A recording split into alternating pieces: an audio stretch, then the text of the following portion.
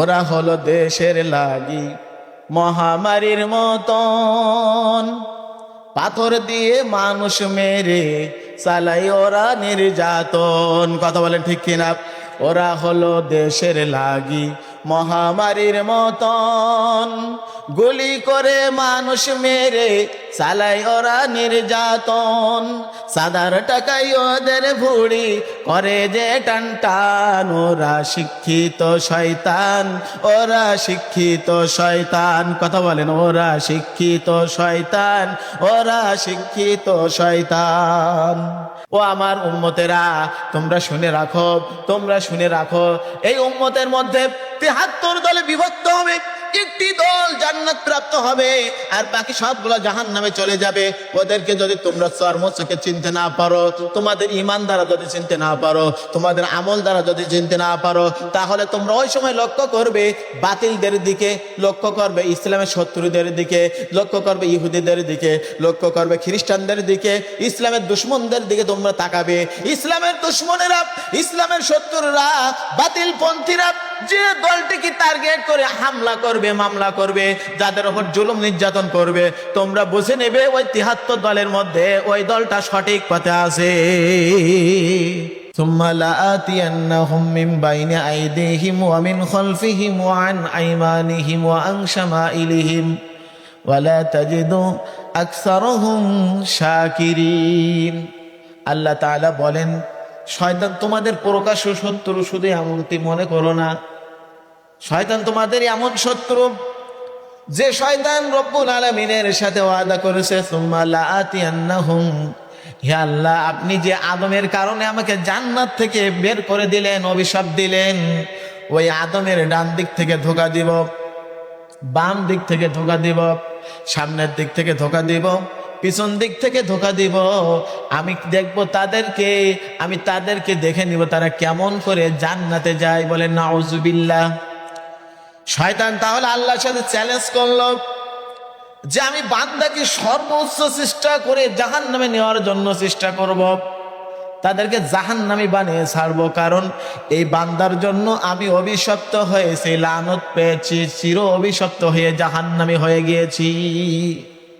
ওই বান্দাকে আমি দেখে ছাড়বো। আর সেই শয়তানের ধোঁকা আমাদের সব সময় চারদিক থেকে আমাদের ঘেরোয়া করে রেখেছে। কথা বলেন ঠিক না?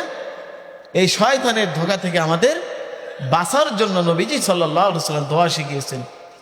আমার ওই বাচ্চার প্রশ্ন শুনে তখন আমার উপলব্ধি হলো যে এই বাচ্চা যদি আজকে ক্লাস 6-এ সে এখন লেখাপড়া করে, এ যদি ছোট থেকে দিনে আইলেম কোরআন হাদিসের জ্ঞান যদি অর্জন করে আসতো, তাহলে এই সম্পর্কে ওর ধারণা হয়ে যেত, ও আর নাস্তিকদের মতন এই ধরনের প্রশ্ন করতে পারতো না। কথা বলেন ঠিক কিনা?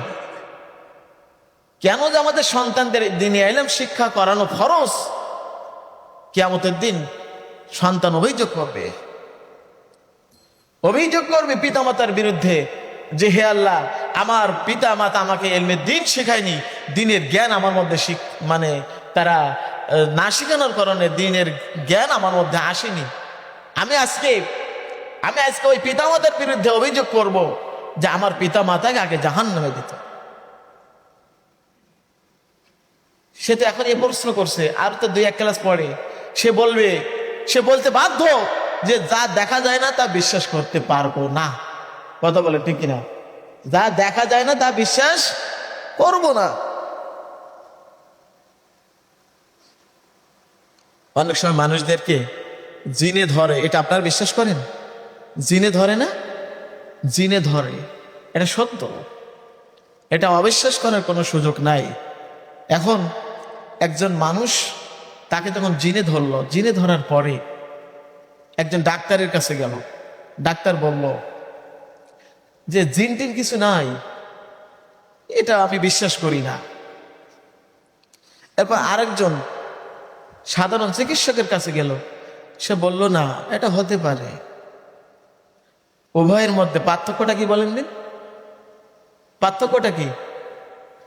প্রথম যে ডাক্তারের কাছে গেল, ওই ডাক্তার যে বললো যে আমি জিন বিশ্বাস করি না, সাথে সাথে তার ইমানটা নষ্ট হয়ে গেল। কারণ আল্লাহ তাআলা নিজেই বলছেন আমি জিন সৃষ্টি করেছি। ওয়ামা খালাকাতুল জিন্না ওয়াল ইনসা ইল্লা লিয়াবুদুন, আমি মানুষ এবং জিন সৃষ্টি করেছি আমার ইবাদতের জন্য। তাহলে আল্লাহ জিন সৃষ্টি করেছেন, এটা অস্বীকার করার কোনো সুযোগ আছে? যদি কোনো ব্যক্তি অস্বীকার করে, এই আয়াতকে সে অস্বীকার করলো, আর অস্বীকার করার সাথে সাথে তার ঈমান নষ্ট হয়ে গেল। আর এই কথা সে বললো কেন? তার ভিতরে দ্বীনের ইলম নাই। কি নাই? দ্বীনের ইলম নাই, কোরআন হাদিসের জ্ঞান তার মধ্যে নাই, এজন্য সে কথা বলতে বাধ্য। আজকে আমি আপনি আমাদের সন্তানদেরকে যে ইলমে দ্বীন না শিখিয়ে তাদেরকে জেনারেল লাইনে আমরা লেখাপড়া করছি, ও বড় শিক্ষিত হয়ে কিছুদিন পরে বলবে যে আল্লাহ বলতে কিছু নাই, যা দেখা যায় না তা বিশ্বাস করা যায় না, এটা অসম্ভব, কোথায় বেহেশত, কোথায় জাহান্নাম, কোথায় জান্নাত, এটা অস্বীকার করবে, বলে নাউজুবিল্লাহ। এজন্য ইলমে দ্বীন শিক্ষা করা ফরজ। আপনারা সপ্তাহে একটা দিন আসেন, মসজিদে যান, যে কোনো একটা মসজিদে তো যান, অথবা এখানে আসেন। এখানে এসে যদি আপনারা ঘুমান তাহলে আপনারা ভুল করবেন। এর জন্য আমার সাথে কথা বলতে হবে। আমরা আজকে সূরা আলে ইমরানের 110 নম্বর আয়াতের যে তেলাওয়াত শুনেছি, এর সরল অনুবাদ হচ্ছে আল্লাহ পাক আমাদেরকে মানব জাতির কল্যাণের জন্য সৃষ্টি করেছেন। কিসের জন্য বলেন? মানব জাতির কল্যাণের জন্য সৃষ্টি করেছেন। এখন আমি আপনি আশরাফুল মাখলুকাত, সর্বশ্রেষ্ঠ মানুষ হয়ে যদি মানুষের কল্যাণে কাজ না করতে পারি, তাহলে এই আশরাফুল মাখলুকাত হয়ে কোনো লাভ নাই, কোনো লাভ নাই। কারণ মানব জাতির কল্যাণে সকল পয়গম্বর কাজ করেছে। আপনি চিন্তা করেন, রাসূল সাল্লাল্লাহু আলাইহি সাল্লাম ব্যক্তিগত তার কোনো কি নিজের স্বার্থ ছিল দ্বীনের কাজের ব্যাপারে? কথা বলেন। তিনি তায়েফের ময়দানে দাওয়াত নিয়ে গেলেন, তার কি নিজের ব্যক্তিগত স্বার্থে অনেক অর্থ পাবেন, টাকা পয়সা পাবেন, যশ খ্যাতি অর্জন হবে এজন্য গেলেন? যান নাই। রাসূল সাল্লাল্লাহু আলাইহি সাল্লাম ওই মানবতার কল্যাণে তিনি বুঝতে পারছেন যে মানুষ যদি তার প্রভুর ইবাদত না করে, তার প্রভুর গোলামি না করে, তারা যদি শিরিক করে, আল্লাহর নাফরমানি করে, আল্লাহর অবাধ্য হয়, তাহলে তাকে অনন্তকালে জাহান্নামে থাকতে হবে। জাহান্নাম থেকে বাঁচানোর জন্য, শুধুমাত্র জাহান্নাম থেকে বাঁচানোর জন্য মানবতার কল্যাণে সকল পয়গম্বর কাজ করেছেন, আমাদের নবীজিও কাজ করেছেন। সুবহানাল্লাহ। পৃথিবীতে আর কোন নবী আসবে? মা কানা মুহাম্মাদুন আবা আহাদিম মির রিজালিকুম ওয়ালাকিন রাসূলুল্লাহি ওয়া খাতামান নাবিয়্যিন ওয়া কানা আল্লাহু বিকুল্লি শাইইন আলিমা। আল্লাহ, কত সুন্দর কথা আল্লাহ পাক বলছেন। রাসূল সাল্লাল্লাহু আলাইহি সাল্লাম তিনি হলেন খাতামুন নাবিয়্যিন, শেষ নবী, তারপরে আর কোন নবী আসবে না, পৃথিবীতে আর কোন নবী আসবে না। এই কাজ কারা করবে? তার উম্মতেরাই করবে। কারা করবে? তার উম্মতেরাই করবে। আমাদের করতে হবে এই কাজ কোনো অমুসলিম করবে না ভাই। ইহুদি, খ্রিস্টান, হিন্দুরা কোনোদিন এই কাজ করবে না। এই কাজ আমাদের করতে হবে। মানবতার কল্যাণে আমরা মুসলিম, আমাদের কাজ করতে হবে। রাসূল সাল্লাল্লাহু আলাইহি সাল্লাম মানবতার কল্যাণে তিনি তায়েফে গেলেন, মানবতার কল্যাণের জন্য তিনি হিজরত করলেন, মানবতার কল্যাণে তিনি শরীর থেকে রক্ত ঝরালেন, মানবতার কল্যাণের জন্য তিনি দান্দান মোবারক শহীদ করলেন। তার ব্যক্তিগত গুণে স্বার্থে নয়, এটা বুঝতে হবে। এজন্য রাসূল সাল্লাল্লাহু আলাইহি সাল্লাম বলেন, আল উলামা ওয়ারাসাতুল আম্বিয়া, আমি চলে যাব, আমার পর আর কোন নবী আসবে না, আমার এই দায়িত্ব, আমার এই মিশনের কাজ করবেন আলেমগণ। বলেন সুবহানাল্লাহ। মান আকরামা আলেমা ফাকাদ আকরামা ৭০ নবিয়্যা। যে ব্যক্তি নবীজি সাল্লাল্লাহু আলাইহি সাল্লাম আলেমের মর্যাদা বলতে যেয়ে তিনি হাদিস খানে বললেন, মান আকরামা আলেমা ফাকাদ আকরামা ৭০ নবিয়্যা। আমার রেখে যাওয়া কাজ আমার উম্মতদের মধ্যে যারা আলেম হবে তারাই করবে। আর আলেম হলো তারা যারা কোরআন এবং হাদিসের ইলম অর্জন করেছে, আমল করে। শুধু মাদ্রাসা পড়লেই যে আলেম এমনটি কিন্তু নয়। আপনি জেনারেল শিক্ষিত হতে পারেন, এর পাশাপাশি যদি আপনি কোরআনের ইলম যদি শিখেন, হাদিসের ইলম যদি আপনি শিখেন, আপনি যদি এগুলা থেকে আমল করেন, তাহলে আপনি একজন আলেম হতে পারে। কারণ কোরআন হাদিস যে শিখবে, আমল করবে, ওই হলো আলেম। তাহলে এই কাজ হলো আমাদেরকে।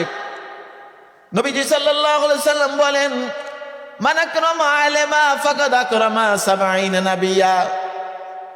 যে ব্যক্তি আমার উম্মতের মধ্যে আলেমদেরকে সম্মান করবে, ভালোবাসবে, মহব্বত করবে, ওই ব্যক্তি বনি ইসরাইলের ৭০ জন আলেমকে সম্মান করার মতো মর্যাদা লাভ করবে। সুবহানাল্লাহ বাড়ি যেই বলবেন। কি আফসোস! কুন আলেমা আও মুতাআল্লিমা আও মুহিব্বান। নবীজি বলেছেন, তুমি আলেম হও, না হয় আলেমের ছাত্র হও, না হয় আলেমকে ভালোবাসো, কিন্তু তুমি ক্ষতিগ্রস্তদের মধ্যে যেও না। নবীজি সাল্লাল্লাহু আলাইহি সাল্লাম আলেম হতে আমাদেরকে উদ্বুদ্ধ করেছেন। যদি আপনি না হতে পারেন, দুর্ভাগ্যক্রমে আলেমকে ভালোবাসেন, আলেমকে মহাব্বত করেন। যদি আলেমের মহাব্বত নিয়ে আপনি দুনিয়া থেকে বিদায় হতে পারেন, ময়দানে মহাশরে আল্লাহ পাক আপনাকে ওই ওসিলায় মাফ করে দিতে পারে। এর জন্য মানবতার কল্যাণে আমাদেরকে কাজ করতে হবে। এখন এই কল্যাণটা কি? শুধু দুনিয়াতে ভালোভাবে খেয়ে পরে মেয়েকে চলে গেলে কি সেটা হবে? আসল কল্যাণটা কি বলেন দিন? কিয়ামতের ময়দানে নবীজি সাল্লাল্লাহু আলাইহি সাল্লাম বলেন, ওই ব্যক্তি হলো সফল কাম, ওই ব্যক্তি হলো সফল কাম, কল্যাণকামী, কল্যাণ প্রাপ্ত। কিয়ামতের ময়দানে যদি রব্বুল আলামিন আপনাকে ডেকে বলে, বান্দা, আপনাকে ডেকে যদি বলে, বান্দা, আমি তোমারে মাফ করে দিলাম, আমি তোমারে ক্ষমা করে দিলাম, তুমি জান্নাতে চলে যাও, সুবহানাল্লাহ। ওই ব্যক্তি হলো কল্যাণকামী, কল্যাণময়, সে কল্যাণ প্রাপ্ত, বলেন সুবহানাল্লাহ। আর কিয়ামতের ময়দানে যদি কোনো বান্দাকে ডেকে রব্বুল আলামিন বলেন, বান্দা, অনেক নিয়ামত আমি তোমাকে দিয়েছিলাম, দুনিয়াতে আমার নাজ নিয়ামত ভোগ করে আমার কি হুকুম পালন করেছো একটু হিসাব দিতে হবে। হিসাব দেওয়ার পরে আমার সামনে থেকে তোমাকে যাওয়া লাগবে, না হয় যেতে পারবে না। উপায় আছে? বলেন, উপায় আছে? আল্লাহ পাক যদি আমাদেরকে ধরেন যে বান্দা হিসাব দিয়ে যাও, উপায় নাই। এ কথা বললেই বান্দা আটকে যাবে। আমরা যদিও দেখি আমাদের চর্মচোখে দুনিয়াতে অনেক মানুষ আছে, ভ্যান চালায়, রিক্সা চালায়, ঠিক মতো খেতে পারে না, জীবন যাপন খুবই জীর্ণ শীর্ণ, শরীরে একটা ভালো পোশাক নাই, চিকিৎসা নাই, চিকিৎসার অভাবে ধুকে ধুকে মারা যায়। আমরা মনে করি এই ব্যক্তির জীবনটাই হলো ব্যর্থ, এ হলো হতভাগা, এ হলো কপাল পোড়া। আবার আমরা যাকে দেখি যে এর কোনো অভাব নাই, খাওয়ার কষ্ট নাই, পড়ার কষ্ট নাই, বিল্ডিং আছে, গাড়ি বাড়ি আছে, টাকা পয়সা আছে, অনেক সম্ভ্রান্ত পরিবারের ব্যক্তি, সম্ভ্রান্ত পরিবারের লোক, আমরা মনে করি এর জীবন সফল। কিন্তু এর জীবন সফল এ সম্পর্কে আমরা যখন মনে করি, আমাদের একটু চিন্তা করার দরকার। কিয়ামতের ময়দানে রব্বুল আলামিন যদি ওই ব্যক্তিকে ডেকে বলে, বান্দা, আমার কাছে হিসাব দিয়ে যাও, হিসাব না দিয়ে তুমি যেতে পারবে না, ওই ব্যক্তির মতো হতভাগা কিন্তু আর কেউ হতে পারে না। আর যে ব্যক্তি ধুকে ধুকে মারা গেছে, পোশাক নাই, ঠিক মতো না খাওয়া, ঠিক মতন সে অন্ন জোগাড় করতে পারে না, চিকিৎসার অভাবে মারা গেছে, ধুকে ধুকে ভ্যানওয়ালা, রিক্সাওয়ালা, কুলি মজুর, ওই ব্যক্তিকে যদি কিয়ামতের দিন আল্লাহ পাক বলেন, বান্দা, তোমারে মাফ করে দিলাম, তুমি জান্নাতে যাও, ওই ব্যক্তি হলো সফল, ওই ব্যক্তি সফল। এজন্য মানুষের কল্যাণে কাজ করার জন্য আমাদেরকে বলেছেন। আর এই কল্যাণটা হলো প্রকৃতপক্ষে কল্যাণ হলো পরকালের কল্যাণ। কথা বলেন, কিসের কল্যাণ? পরকালের কল্যাণ। আল্লাহু আকবার। ভাই, আপনাদের কি ঘুম আসতেছে? আমার সাথে একটু কথা বলেন। বাড়ি থেকে অসুবিধা মনে হয়, বাড়িতে ঘুমাইতে পারেন না, না? বাড়িতে অনেক পেরেশান। তাতে যদি আপনার খাদ্যমন্ত্রীর উৎপাত থাকে তাহলে আর উপায় নাই। খাদ্যমন্ত্রী তো বোঝেন নাকি? যাদের বাড়িতে খাদ্যমন্ত্রী অবাধ্য, এদের শান্তি এ দুনিয়াতে হবে না। দুনিয়াতে শান্তি কোথাও পাবে না। ওই মসজিদে একটু শান্তি পাবে, তো এখানে এসে আবার ঘুমিয়ে ধরবে। কোরআন হাদিসের আলোচনা শুনে ঘুম পড়লে হবে না, শিক্ষা নিতে হবে এখান থেকে। মানবতার কল্যাণে আল্লাহ পাক আমাদেরকে পাঠিয়েছেন, আর এই কল্যাণ হলো পরকালীন কল্যাণ। কোন কল্যাণ বলেন? পরকালীন কল্যাণ। আজকে আমরা দেখছি দুনিয়াতে মানুষ অর্থ সম্পদ জমা করার জন্য আজকে পাগল হয়ে গিয়েছে, পাগল। কিভাবে দুনিয়ার অর্থ সম্পদ বাড়ানো যায়, কিভাবে ক্ষমতা পাওয়া যায়, কিভাবে বড় হওয়া যায়, কিভাবে চেয়ার পাওয়া যায়, কিভাবে মাতব্বারি করা যায়, এজন্য মানুষ পাগল। কথা বলেন ঠিক কিনা? আপনারা দেখছেন না? ক্ষমতার জন্য একজন ব্যক্তি আরেকজনকে হত্যা করছে, কোনো দ্বিধাবোধ করছে? কোন দ্বিধাবোধ করছে?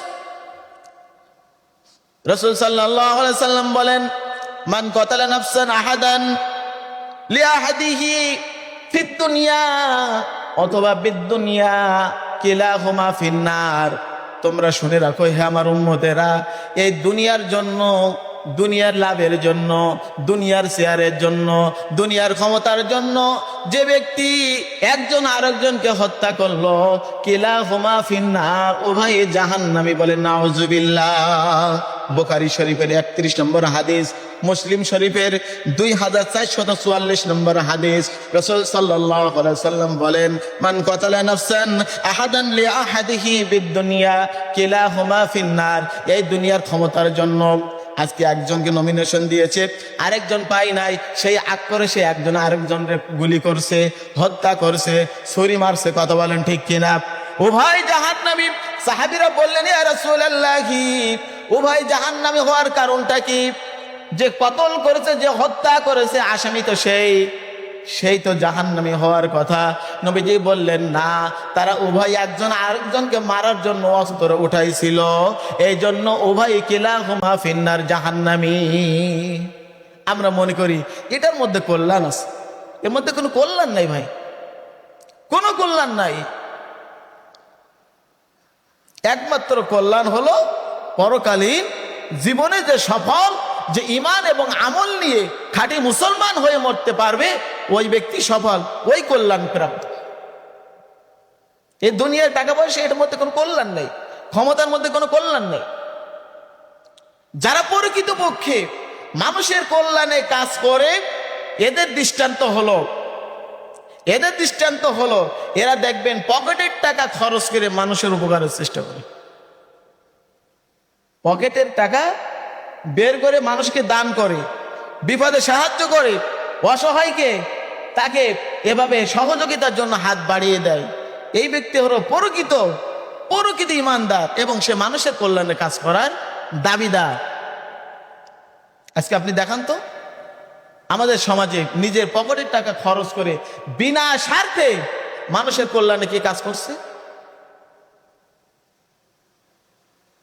ওরা হলো দেশের লাগি মহামারীর মতন, পাথর দিয়ে মানুষ মেরে চালাই ওরা নির্যাতন। কথা বলেন ঠিক কিনা? ওরা হলো দেশের লাগি মহামারীর মতন, গুলি করে মানুষ মেরে চালাই ওরা নির্যাতন। সাদার টাকাই ওদের ভুড়ি করে যে টান টান, ওরা শিক্ষিত শয়তান, ওরা শিক্ষিত শয়তান। কথা বলেন, ওরা শিক্ষিত শয়তান, ওরা শিক্ষিত শয়তান। যারা নিজেদের স্বার্থের কারণে, এই অর্থের কারণে, চেয়ারের জন্য যারা মানুষকে হত্যা করে, মানুষদেরকে কষ্ট দেয়, নির্যাতন করে, ওরা প্রকৃতপক্ষে মানুষের কল্যাণ চায় না। কল্যাণ তারাই চায় যারা নিজেদের পকেটের টাকা খরচ করে মানবতার জন্য উপকার করে। একজন ব্যক্তি আপনার সাথে বলল, ভাই আপনি আসেন, নামাজ পড়েন, আপনি রোজা রাখেন, রাসূলের সুন্নাত মানেন, কোরআন শরীফ শিখেন, রাসূলের হাদিস শিখেন। একজন আপনারে ডাকলো, আপনি এগুলো চিন্তা করলেন যে না, লোকটা আসলে ঠিক কথা বলেছে, সে সত্য কথা বলেছে, এগুলো মানার দরকার, আল্লাহর হুকুম, ফরজ বিধান। কথা বলেন ঠিক কিনা? একইভাবে যদি আমি আপনাদেরকে বলি, এই মসজিদ হলো আল্লাহর ঘর, এর ভিতরে আল্লাহর আইন চলবে, আল্লাহর হুকুম মতো মসজিদ পরিচালিত হবে, আল্লাহর যে নিদর্শন আছে, দিক নির্দেশনা আছে, তার যে বিধান আছে, এই বিধানের বাইরে কোনো কিছু করা যাবে না। যদি ইমাম সাহেবও ভুল করে তাকে কিন্তু লোকমা দিতে হবে। কথা বলেন ঠিক কিনা? কারণ মসজিদের মধ্যে যদি কেউ আল্লাহর বিধানের সামান্যতম ত্রুটি করে, আমরা তারে শুধরিয়ে নেই, লোকমা দেয় পিছন দিক থেকে। কথা বলেন ঠিক কিনা? সেই একই কথা যদি আপনাদেরকে বলি, ভাই মসজিদের ভিতরে যেমন আল্লাহর আইন, আল্লাহর বিধান চললো, নামাজের মধ্যে কয়টি ফরজ আছে, কয়টি আরকান হাকাম আছে, ওয়াজিব আছে, সুন্নাত আছে, এগুলো আপনি যেমন ভাবে মানলেন মসজিদের মধ্যে, মসজিদ থেকে বের হওয়ার পরে আপনাকেও আল্লাহর বিধান অনুযায়ী চলতে হবে, আল্লাহর বিধান অনুযায়ী আপনাকে মানতে হবে। পরিবার, সমাজ, রাষ্ট্র সবগুলো আল্লাহর আইন অনুযায়ী চলবে। তখন আপনি কি করবেন? তখন আপনি বলবেন, না এটা আসলে সম্ভব না।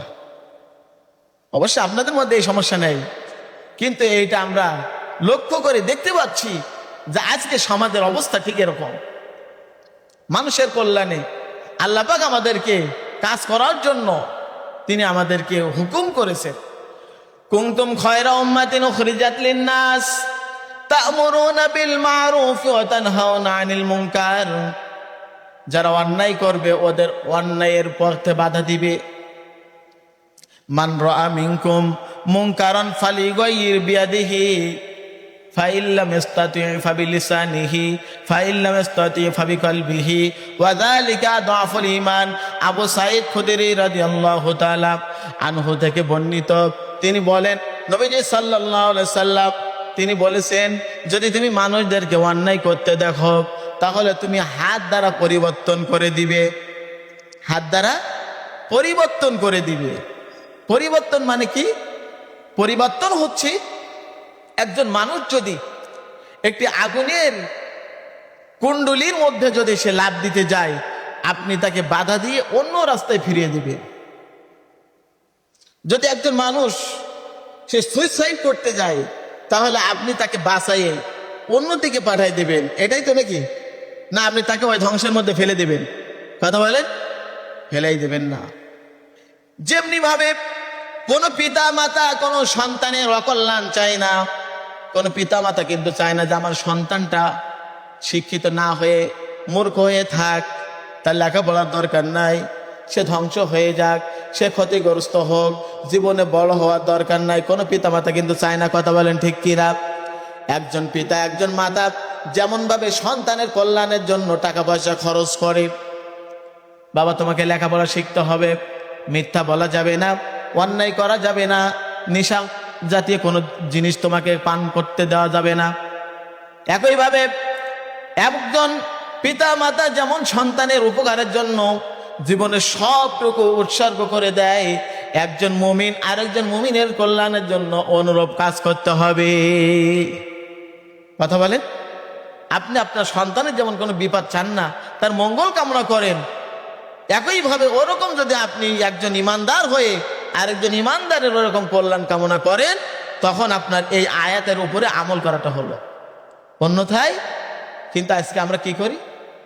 আমার পাশে একজন সে ভালো আছে, ভালো খাওয়া দাওয়া করছে, তার কিভাবে ক্ষতি করা যায়, কিভাবে তার হয়রানি করা যায়, কিভাবে তার উপর জুলুম করা যায়, কিভাবে তাকে তাড়ানো যায়, আমাদের চিন্তা থাকে এইটা মাথায়। কথা বলেন ঠিক কিনা? তাহলে আমরা কেমন মুসলমান? মান তামাসসাকা বিসুন্নতি ইনদা ফাসাদি উম্মতি ফালাহু আশরু মিয়াতু শাহিদ। রাসূল সাল্লাল্লাহু আলাইহি সাল্লাম বলেন, আবু হুরায়রা রাদিয়াল্লাহু তাআলা আনহু থেকে বর্ণিত, ফিতনার জামানায় যখন চতুর্দিক থেকে ফিতনা মানুষদেরকে গ্রাস করবে, ওই সময় যদি আমার কোনো উম্মত আমার একটি সুন্নাত আঁকড়ে ধরে, মান তামাসসাকা বিসুন্নতি ইনদা ফাসাদি উম্মতি ফালাহু আশরু মিয়াতু শাহিদ, ওই ব্যক্তি 100 শহীদের মর্যাদা লাভ করবে। সুবহানাল্লাহ। আজকে চারিদিকে আপনি দেখলে বুঝতে পারবেন যে চারিদিকে ফিতনা আর ফিতনা। একজন আরেকজনকে গালি দিচ্ছে, এক হুজুর আরেক হুজুরে দেখতে পায় না, এক হুজুর আরেক হুজুরের গালি দেয়। আমি অবাক হয়ে যাই। মুফতি আমির হামজা হুজুর, তার ব্যাপারে আপনারা শুনেছেন, তাকে এমন এমন নোংরা ভাষায় আবার কিছু আলেম তারাও মানে আলেম দাবি করে, তারা যে ভাষাগুলো উচ্চারণ করেছে এগুলো আসলে আমাদের মুখে মানায় না। কথা বলেন ঠিক কিনা? নবীজি সাল্লাল্লাহু আলাইহি সাল্লাম বলেছেন যে শেষ জামানায় এরকম ফিতনা হবে, মানুষেরা তখন বিভিন্নভাবে ফিতনার মধ্যে পড়বে। ওই সময়ে যদি আমার সুন্নাতকে আঁকড়ে ধরতে পারে 100 শহীদের সওয়াব পেয়ে যাবে। সুবহানাল্লাহ। এই জন্য রাসূল সাল্লাল্লাহু আলাইহি সাল্লাম বলেছেন আমার উম্মতের মধ্যে 73টি দল হবে। কয়টি দল বলেন? বনি ইসরাইলের উম্মতের মধ্যে 72টি দল হয়েছিল। ওয়া ইন্না বনি ইসরাঈলা তাফাররাকাত আলা 72 মিল্লাহ ওয়া তাফরিকু আলা 73 মিল্লাহ। আমার উম্মতের মধ্যে 73 দল হবে। এই 73 দলের মধ্যে কুল্লুহুম ফিন্নার, প্রত্যেকে জাহান্নামী হবে, ইল্লা মিল্লাত ওয়াহিদা, শুধুমাত্র একটি দল জান্নাত প্রাপ্ত হবে। ওমান হিয়া ইয়া রাসূলুল্লাহ, সাহাবীরা বলেন ইয়া রাসূলুল্লাহ কি?